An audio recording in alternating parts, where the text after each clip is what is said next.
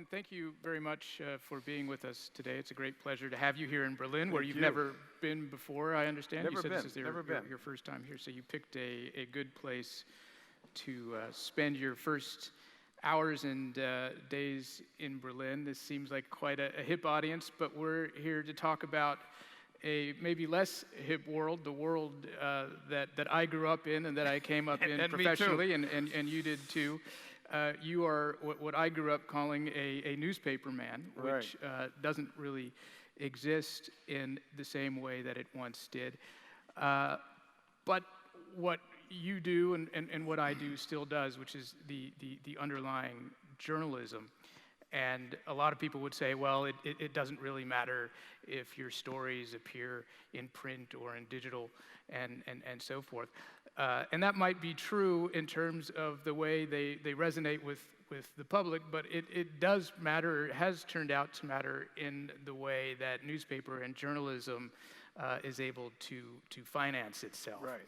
And that's what I wanted to focus on a little bit, looking at your background as an investigative reporter. You're a very accomplished investigative reporter, obviously, with your work in Boston on the famous, what has come to be known as the Spotlight case involving the child abuse scandal at the Catholic Church diocese there. And maybe we could start with that, looking at that case, which is held up now as this sort of model of how public journalism should be done, a very long investigation, very complicated investigation.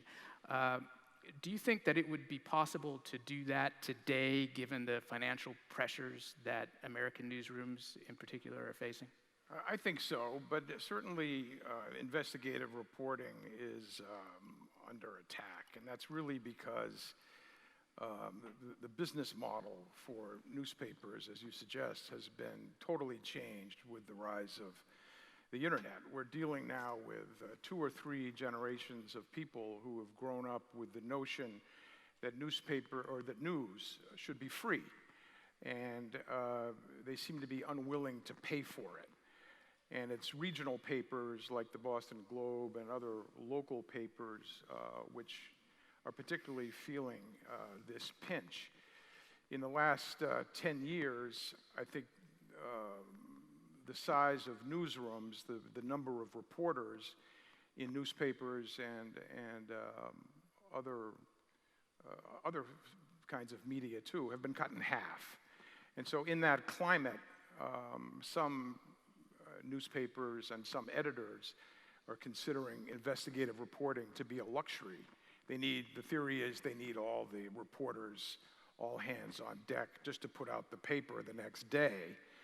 And investigative reporting, for example, in the Spotlight case that you mentioned, those were 4 reporters segregated off the newsroom and often not in the paper for 6 months to a year at a time, depending on the demands of the investigation. Today, a lot of editors are concluding they don't have that luxury. They need the reporters just to put out the paper. But I think that that's an error, and perhaps newspapers need a new paradigm to not cover all the news in their community, but be more selective about what they do cover. It does seem that the U.S. might be a little bit further along in this process of the regional papers being starved of resources than we've seen in Europe, although European papers are also definitely facing a lot of the similar pressures and the similar challenges.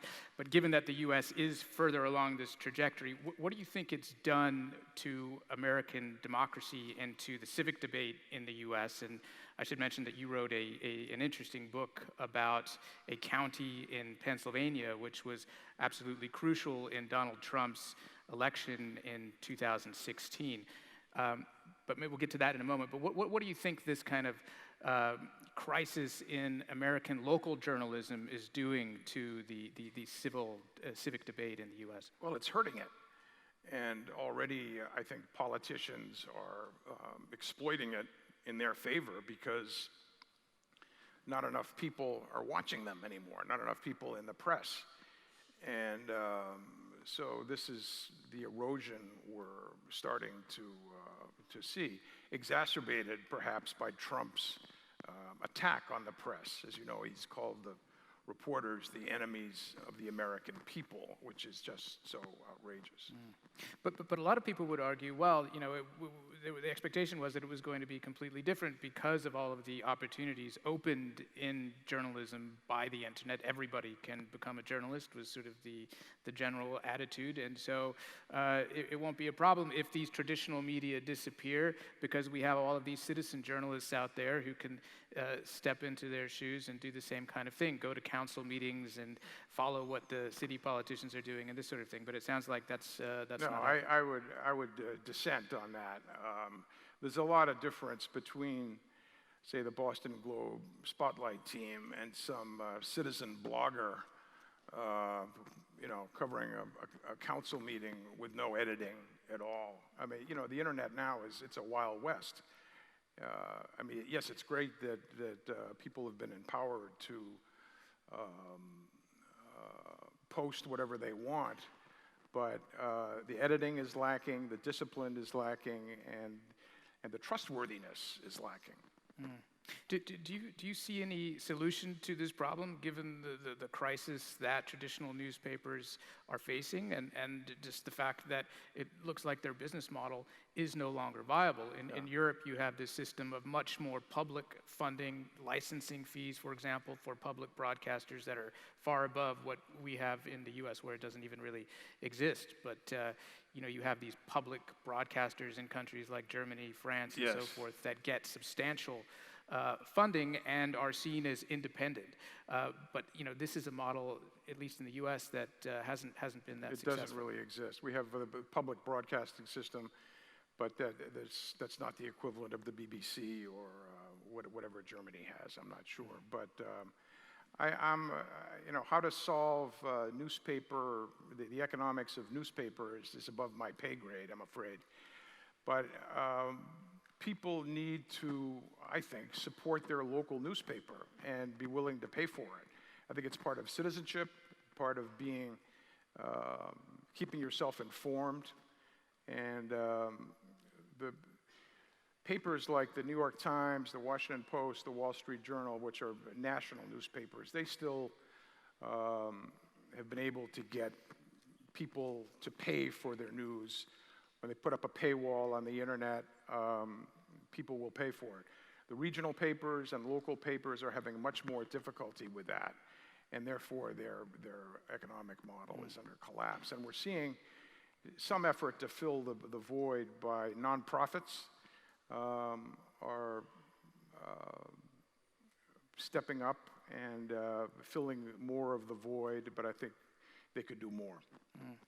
I mean, you also have the problem that the national papers don't really reach into these smaller communities very often, or if they do go, it's often just a one-off. They do one story. Yes, and the then parachute in and out. Right. Yeah. Right. If something really bad happens, generally. Going back to the county that you wrote about, Luzerne County in Pennsylvania, tell us a little bit about what you found there and why you decided to write the book, and what is so significant, really, about this county and what it tells us about Trump. That's a good question. Well, people, I think, even though Trump won, it was a shocking upset, and I think people in America were hungry to learn more about exactly who voted for Trump and why.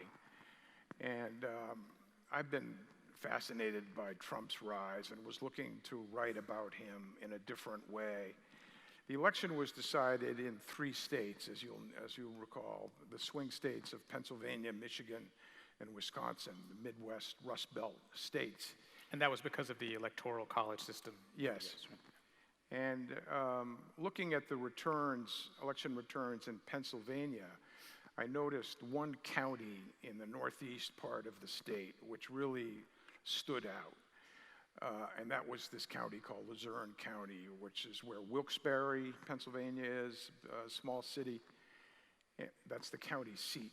And this was a traditionally Democratic county which hadn't voted for a Republican president since 1988, George Bush Sr. Obama won it twice, but it surged in the other direction for Trump in 2016. And he compiled such a margin in this one county that it was 60% of his winning margin for the state of Pennsylvania. So without this one county, he wouldn't have won the state or perhaps the presidency to the extent Pennsylvania's demographics were similar to Michigan and Wisconsin, white working class predominantly. So I went down there within a month of the election to this county and began interviewing Trump voters with a view to using this county as a window into the Trump phenomenon, why people voted for him, and how he came out of nowhere to score one of the biggest upsets ever. And what do you think really was the key element in his victory there? I thought it was interesting in the book you mentioned that, well, if the Democratic Party hopes to prevail in 2020 rather, the next election, it'll have to move away from this liberal orthodoxy. Could you talk a little bit about what you mean by liberal orthodoxy in the American sense? Well, a lot of the Democratic voters I talked to in Pennsylvania who switched over to vote for Trump thought that they didn't leave the Democratic Party. The Democratic Party left them. They felt they had become too elitist in orientation, dominated by what they call liberal elites, derisively, on either coast, the East Coast and the West Coast. And, the vastness in the middle was left behind and ignored. They felt condescended to by the Democratic Party. They felt ignored. And Trump spoke to them in a way that Hillary Clinton did not. They felt that she was condescending. She had that famous remark, you'll recall, when in a setting that she felt was off the record, she called Trump voters deplorables. Right. And then within 24 hours, these T-shirts were springing up saying, "I'm a proud deplorable." Who are obsessed with guns and yes, church and this kind of yes. And Trump, even though he comes from a very privileged elite background himself, he, and had never run for office, amazingly, spoke to these people in ways that Hillary could not. The blue-collar billionaire, they called him. Mm. And he just could relate. And when he called his constituency the forgotten people, which I borrowed for the title of my book, right. Then I think people really were attracted more to him, because that resonated especially. They felt forgotten and ignored, and they felt Trump listened to them. It's an interesting dynamic because in Europe, as you know, there are many of the same forces at work here with the populist parties in places like Germany, France, and elsewhere that are kind of feeding off this similar resentment of the elites.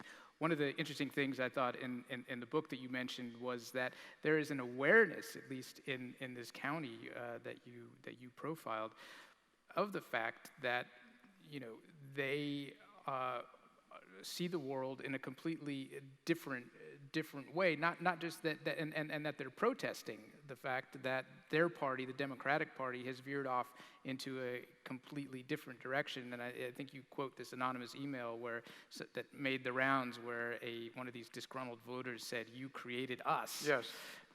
Which really sounds to me more like this vote for Trump was more an act of protest than of true conviction of about the message that he was peddling. Do you think that that is still the case today? Do you think that the Democratic Party has any hope of winning the next election? I know that it's early for predictions, but it looks like the American economy is doing pretty well. Trump's approval ratings have kind of held up more or less. And the Democratic field is sort of diffuse at the moment. It's not really clear that there's going to be a star who's going to emerge out of these 20-some candidates who are there. That's for sure. Well, I think one of the key questions for 2020 will be whether the Trump movement is more of a one-off or a permanent wave.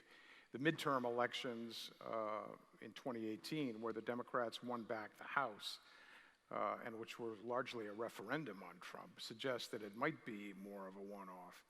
But look, this guy has rewritten all the political rules, and even though his approval rating is very low, I wouldn't bet against him. I think he could win again, particularly if the Democrats put up someone, as seems to be happening with the rise of Kamala Harris and Elizabeth Warren and Bernie Sanders, somebody so far left that Trump will just brand them as socialists. And if he can do that credibly, it'll be easier for him to win. The economy is good, which traditionally has been the most decisive factor for people in deciding an election. I think it was Bush Sr. who first coined the phrase, "Are you better off now than you were 4 years ago?" But that's a selfish economic argument. And I think that may be changing now because Trump is so disruptive and has challenged the institutions of the country in such an aggressive way by attacking his own Justice Department, criticizing the Mueller investigation in ways that threaten the democratic institutions.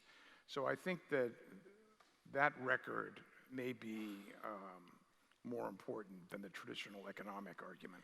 But why do you think, given his record and given the scandals that have come out and all of the sort of myriad, not just accusations, but, proof of wrongdoing in various places, why do you think that he has been so immune to all of this scandal? Because if you look back at sort of, our lifetimes, you remember the Reagan scandals, for example. Your father, many in the audience might not know this, but your father was the legendary editor of the Washington Post at the time of the Watergate scandal, which led to President Nixon's resignation.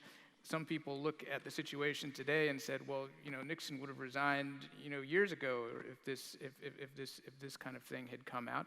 And yet, Trump seems completely impervious to it. When this happened to Ronald Reagan with the Iran-Contra scandal, people called him the Teflon president, and that seems like a minor thing compared to today. What is it about Trump that allows him to just walk through all of this seemingly unscathed? It's amazing. He really has, as I said, rewritten the rules of politics, and his Teflon seems to be much tougher than Ronald Reagan's, as you mentioned. He said famously in the campaign that he could walk down Fifth Avenue and shoot somebody and people would still love him. That remains true today with his base. And the people that I profiled in my book, it's based on 12 Trump voters. At last check, 11 of the 12 say they would enthusiastically vote for him again. And it's amazing in that sense. He is under siege on so many fronts. It remains to be seen whether the Democrats move to impeach him. Doubtful, I would say, because time is running short. And I think they'll make the judgment, let the people decide the election. But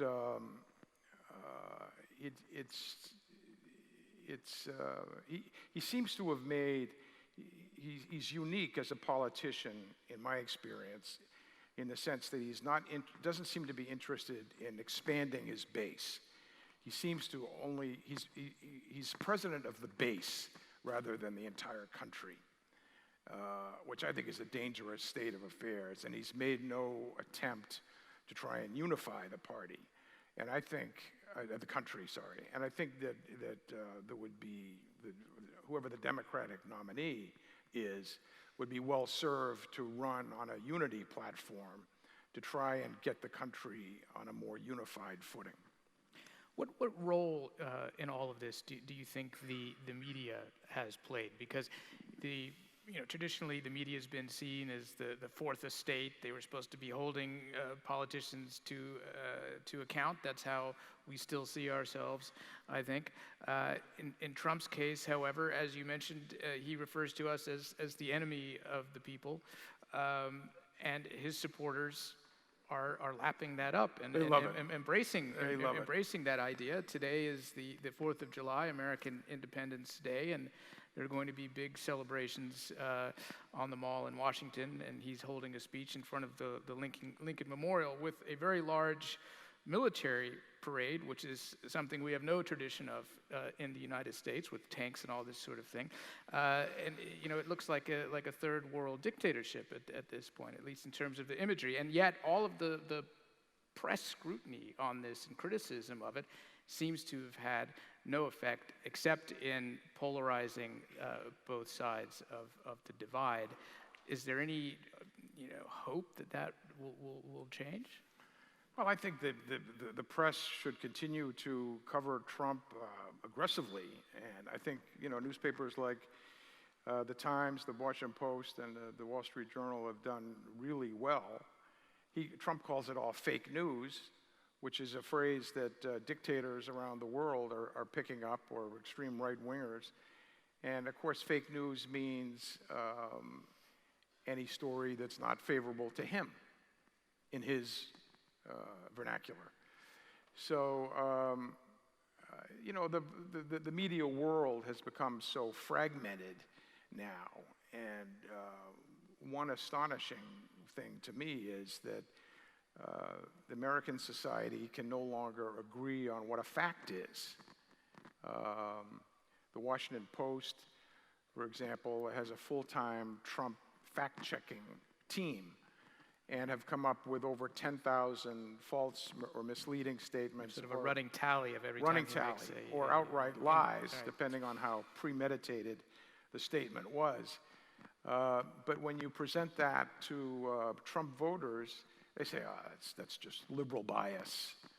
And liberal meaning left-wing in the American context. And we can't trust that. We have our own facts. And of course, Trump's senior advisor, Kellyanne Conway, famously said there are alternative facts, which is ridiculous on its face.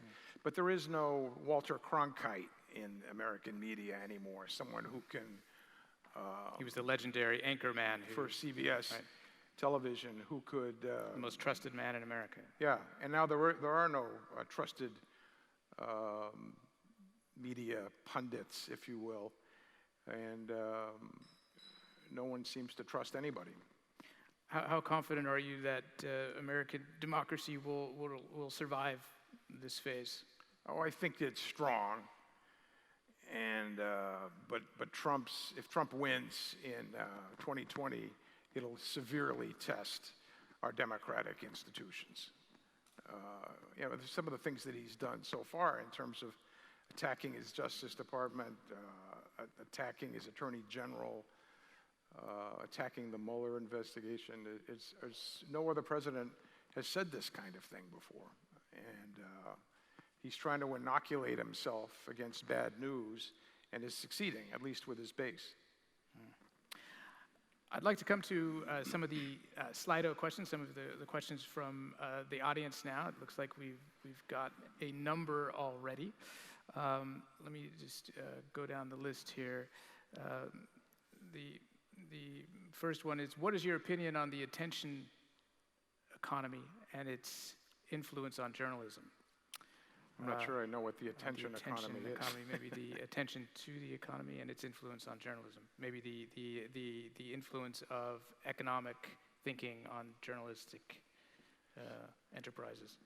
I think that's what it means. I'm not sure I fully understand the Yeah, question. maybe we should go on to the next one. Then I'm not sure I'm interpreting right. If there's this is the advantage of having live questions, by the way, with the microphone. Do you see efficient ways of passing on the DNA principles and ethics of investigative journalism to upcoming generation of journalists and bloggers? Which is an interesting question because, you know, as you pointed out before, you need a lot of resources to undertake this kind of work, especially if you're going up against very powerful institutions like the Catholic Church in Boston, as you did, and you know, some lonely blogger sitting, you know, in his apartment in Omaha, Nebraska, is not going to be able to do that effectively, presumably. It's a matter of resources, and I worry about it, as I said earlier, and with all the economics of at least local and regional journalism broken, the number of people, number of reporters available to do investigative reporting is drastically diminished. But I'm hopeful that other sources of funding will emerge, particularly from the nonprofit sector. I think there are partnerships being created between news organizations, which can help. Do you see a role for public funding as well in that anyway? I sort of touched on that earlier, but Yeah. it just seems sort of, you know, there's a lot of discussion about that, I know, now in the U.S., or is that just a taboo? I do think that there should be a role for public funding. I'm not exactly sure how it would work, and papers would still have to retain their editing power and not have the government involved in any of that. So it remains to see what what government's quid pro quo would be. I wouldn't hold my breath in the Trump administration. Well, I think he threatened to create his own news network, actually, government-funded news network. There's another related question there. How can newspapers compete against news provided by influencers on social media? Do they need to compete with that? I guess would be my question. I don't think they need to compete with that. You know, I mean, Trump lives on Twitter, of course, and he's like a fire hose of news, waking up in the morning with a stream of insults and so on. But I don't think the press broadly should be deterred by social media influencers. I mean, there was another related question of what online news outlets you read and trust, aside from Politico. I like Politico. That's on my favorites list. Well, I read. I mean, you know, I read. I just try to read a variety of things, including you know, the Drudge Report, to see what the rascals are up to on the right. The Drudge Report, for those of you who don't know, is sort of a right-wing aggregator of news in the U.S. It's one of the most read news sites in the U.S. Yeah, I mean, I read I don't know, 5 newspapers a day plus Politico, which I think is excellent and a must destination for politics. Thank you for that. Do you, though, trust, you know, print publications more than online publications today? Do you think? Well, probably that's my bias, you know. Do you think that's changing, though? I mean, Well, it used to be that I was a real Luddite and insisted on holding the paper and getting it in. At least I've morphed into reading it online. And no, I don't think you can eliminate or look down upon a publication as less trustworthy because it's online only. But you know, I think the days of the physical newspaper, at least in America, are numbered. It costs so much more to produce a physical newspaper than it does online. But I'm glad to hear that newspapers are apparently healthier in Europe than they are in America. well, only because there are a lot more old people in Europe, in America. The demography is in newspapers favor, at least in the coming couple of decades. I guess that raises another question, though, is does it really matter in the end? If people, do you think it matters if people are reading it on print or in the end, I don't think it online? does. Yeah. And I think there are actually advantages to reading online, especially because you get, online, you get links to an original document Right. or to a Politico story, which obviously you can't get in print. Right. One last quick question, because I thought it would be a good way to end our discussion, is what advice would you have today to budding or aspiring investigative journalists? Don't give up. Don't give up. There are many different platforms that you can appear on these days, and I'm confident that that the economics of newspapers' problems will be solved, and the newspapers, whether in print form or online, will continue, and there'll be a future. Well, with that optimistic note, I say thank you, Ben Bradlee, for being with us today. Thank you. And enjoy the rest of your time in Berlin. Thank you very much. Can we leave? Yeah.